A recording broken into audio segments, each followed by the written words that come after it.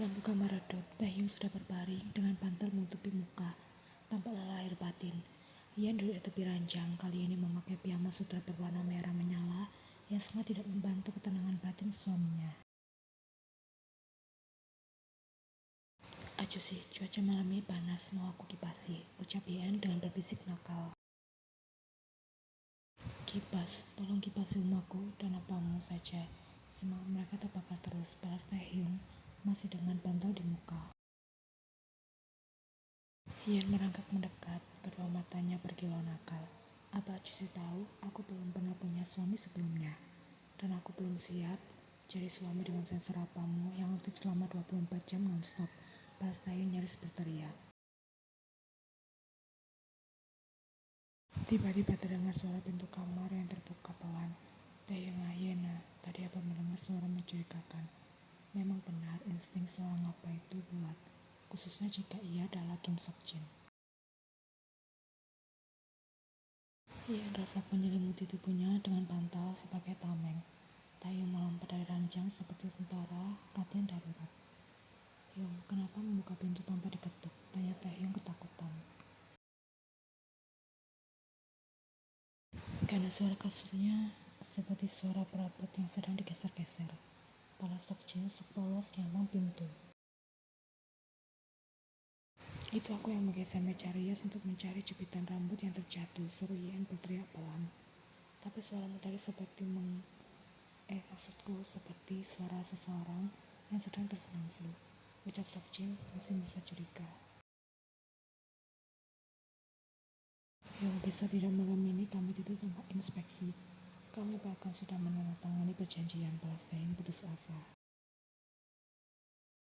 Sokjin memberikan tatapan sinis. Putriku suka memakai baju tidur yang berbahaya. Jadi aku belum bisa merasa tenang sepenuhnya. Belum apa-apa tapi aku sudah diancam jangan. Dulu aku disensor, dipantau seperti seorang tahanan palsu yang mengeluh. Taehyung menghela nafas dalam. Yana, bisa kita pasang gembok saja untuk mengunci pintu kamar. Kalau kalian benar-benar melakukannya, aku akan segera memasang CCTV di dalam kamar. Para Sokjin tak mau kalah. Meskipun malam ini tak lagi tidur di kamar pengantin, Sokjin masih rutin membuka pintu kamar untuk memantau keadaan setiap 2 jam sekali.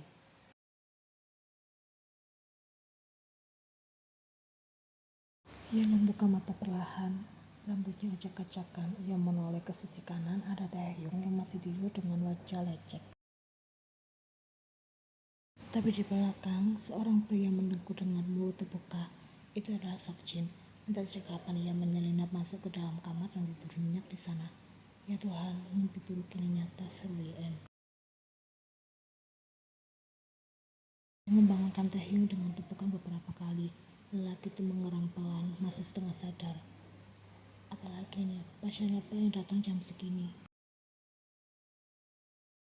Yang berbisik di telinga sang suami, pasiennya kembali tidur bersama kita tadi malam Acusi. Taehyung langsung membuka kedua matanya dan menatap ke arah belakang sang istri. Ia langsung terbelalak dan duduk dengan tegak. Astaga, kenapa Sokjin Hyung masuk ke dalam kamar? Ia mengangkat bahunya. Aku juga tidak tahu. Mungkin apa melakukan hal itu agar kita tidak menyimpang dari jalur pendidikan. Taehyung memijit pelipisnya dengan nafas berat. Ini benar-benar reality show keluarga gila. Ia menahan tawanya menatap Taehyung dengan wajah manja yang diperkuat.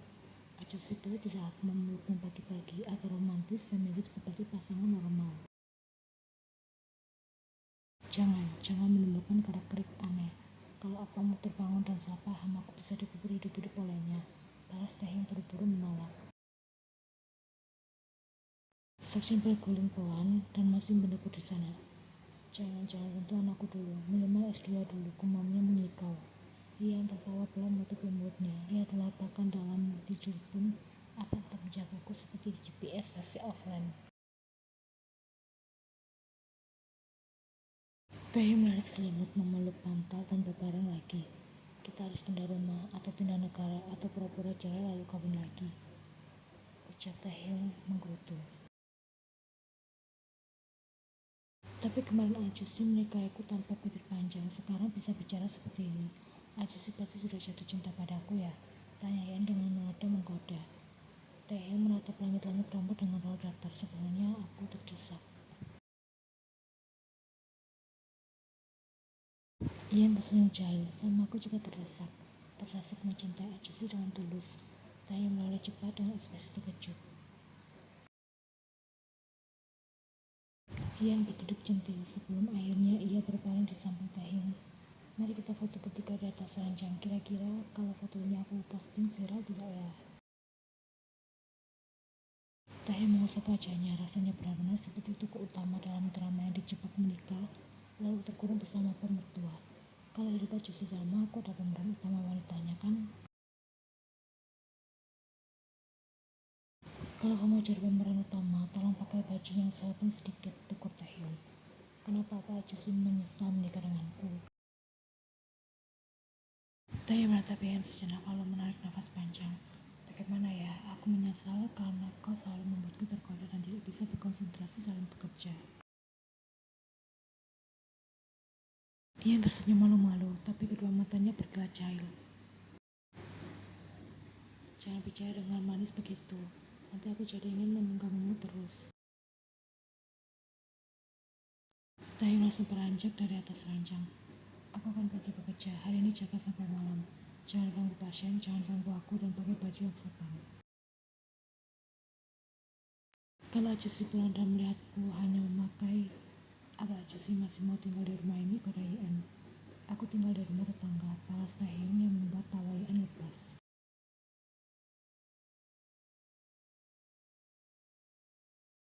Tempat praktik Taehyung sedang sepi, lelaki itu duduk di meja resepsionis sambil mencatat rekam medis.